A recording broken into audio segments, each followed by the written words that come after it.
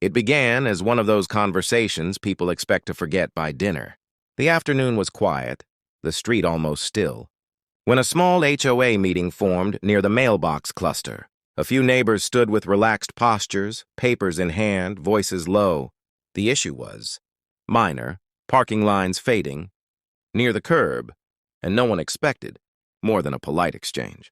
At first, everything felt controlled. The HOA representative spoke carefully, choosing words that sounded official but harmless.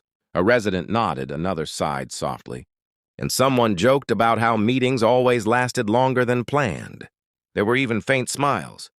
But beneath the calm, something heavier waited. When one woman spoke up, her voice didn't rise, yet it carried weight.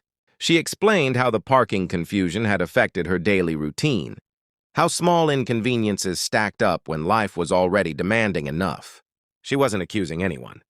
She was explaining herself. Still, the air shifted. People stopped checking their phones. A few crossed their arms, not defensively, but as if bracing for something honest. The HOA representative replied with policy language, rules, clauses, timelines. It wasn't rude, just distant. That distance changed everything.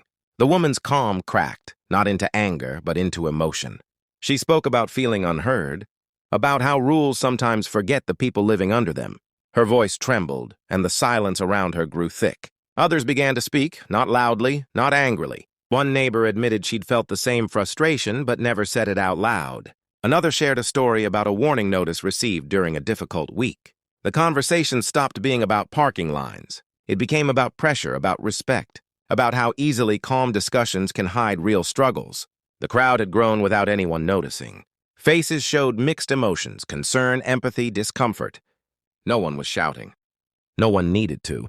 The weight of shared experience did the talking. The HOA representative finally stepped away from the script. Her tone softened. She admitted that rules were easier to quote than feelings were to address. It wasn't a perfect resolution, but it was real. Apologies were offered, not formally, but sincerely. When the group slowly dispersed, the street returned to its quiet state. Yet something had changed.